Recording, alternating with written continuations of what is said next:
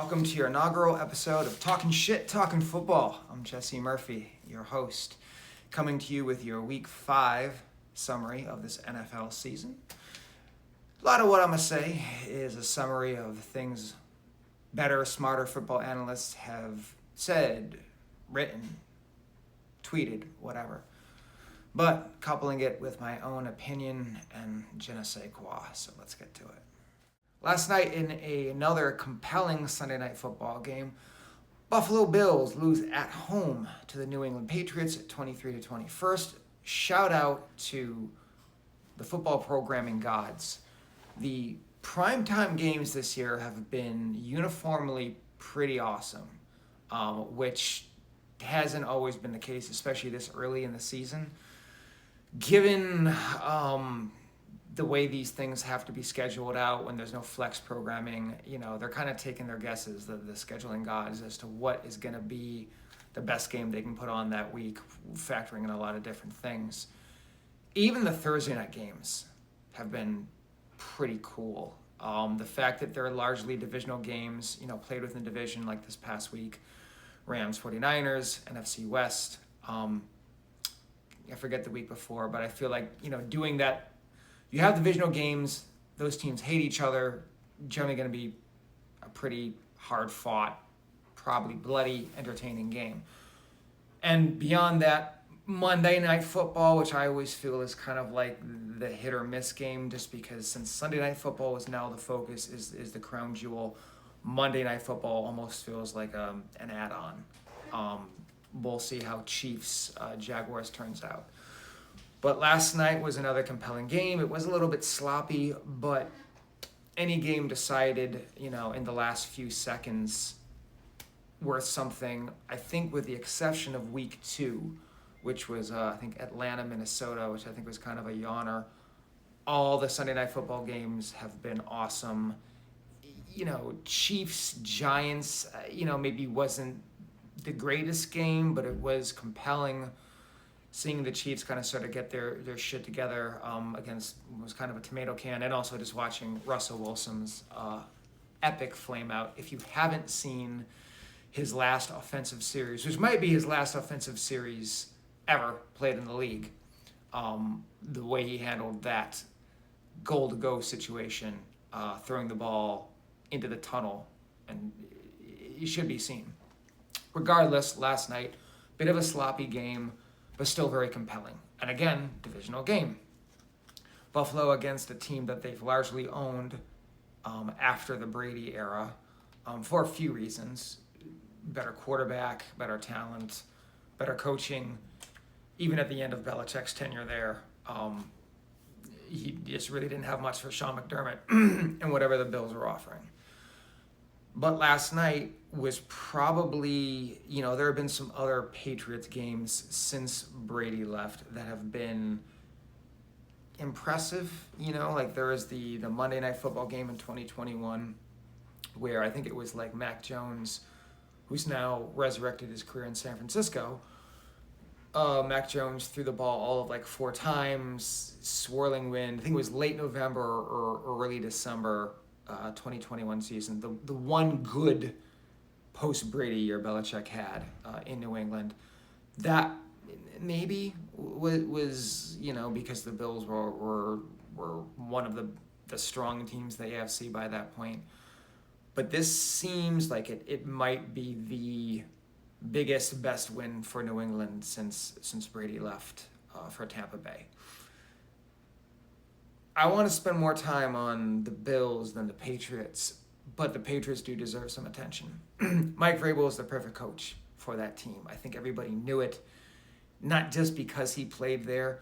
People might make the mistake of saying he's a Belichick guy. He's not.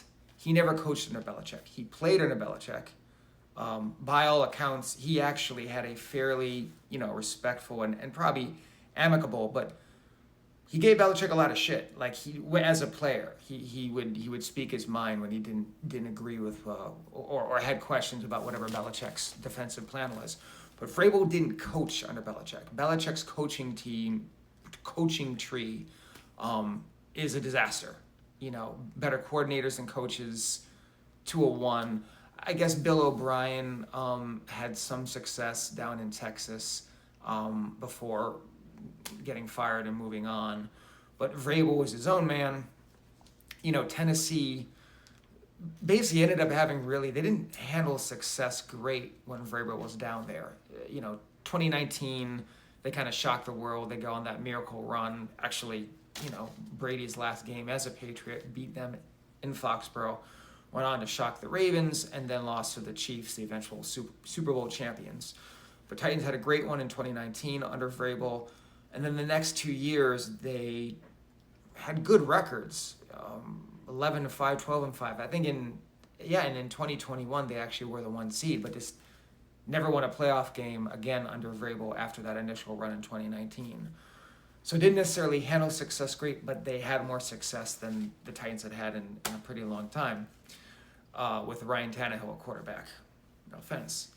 Vrabel was the perfect coach for the Patriots. Drake May seems like the real deal. Man, can he throw on the run, especially when he's throwing to the right. I did not get to watch the game live. I really don't watch any games live, given my schedule and the 3-hour West Coast, East Coast time difference.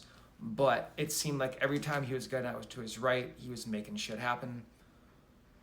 Stephon Diggs had a game. Obviously, he was motivated going back to Buffalo. Didn't seem like it was the most amicable parting of ways, though he did, hug Sean McDermott, I think, before the game, and I'm sure he's still friends with a lot of the guys there.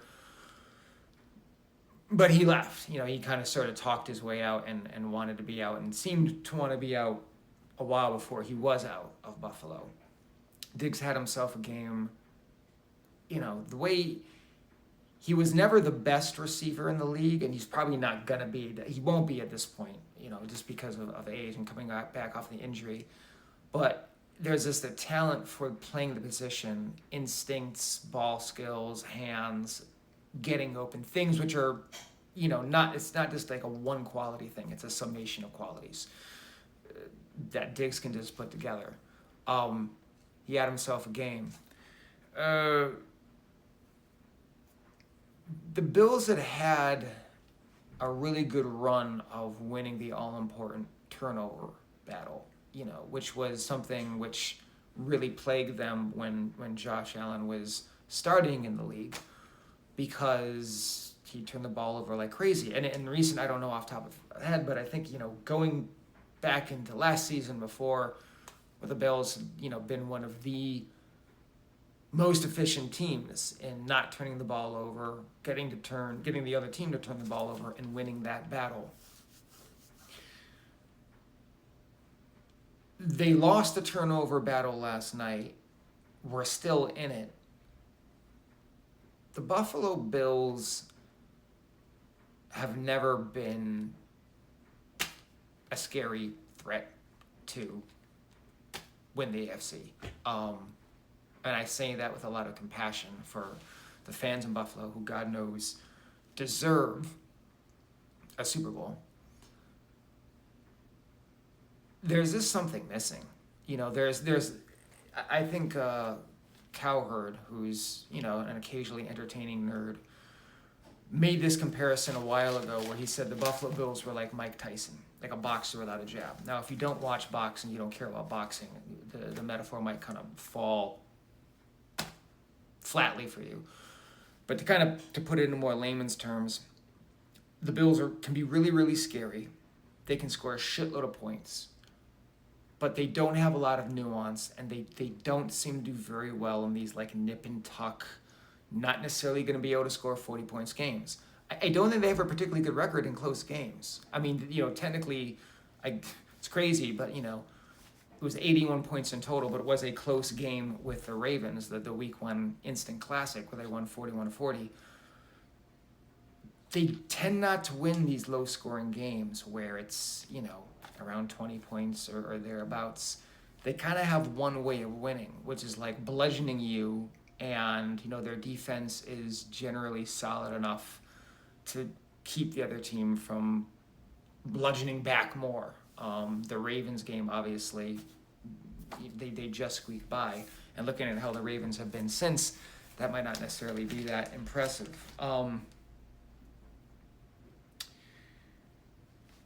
Bills haven't really played anybody that good yet.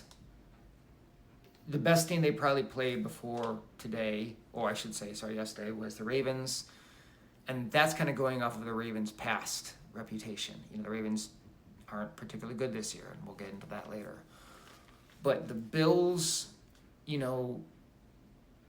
probably going to win the division. They'll win the AFC East, maybe. I know they have a game or two lead on the Patriots. Of course, the Patriots now have the win over them. So if it gets into it, and then they will play later on in the year. But, as much as anybody, well, probably not as much as people living in Buffalo or thereabouts or longtime fans of the Bills, but I would love to see the Bills in the Super Bowl. I just don't. They're just missing something, And Josh Allen is amazing. He's clearly the second best quarterback in the league right now, behind Mahomes.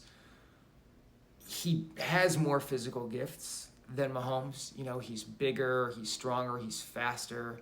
He's a more dynamic runner. Mahomes is an incredibly effective runner, but Mahomes can just do things physically that Mahomes, who is a crazy athlete himself, but just can't do. But there's a nuance to the game that Josh just doesn't have, and he's developed a lot. But you look at a game like last night, especially a divisional game at home, prime time. If it were the Chiefs playing, I know they did lose to the Chargers in that Brazil game, but if you figured if it was the Chiefs at home playing a divisional opponent at home, Sunday Night Football, nip and tuck game, the Chiefs are going to win that game. Buffalo tends not to. And on your way to a Super Bowl, you're going to have those games against opponents that know you really well. And I don't know off the top of my head when New England and Buffalo play later in the year. It will be in New England. If that isn't a primetime game, assuming it's played later on, I think it's going to be. If that's going to get flexed, because it should be. And after all that rambling about why the Bills aren't as good as maybe we thought they were, credit to New England. For the first time since Brady left, there seems to be a reason to be excited.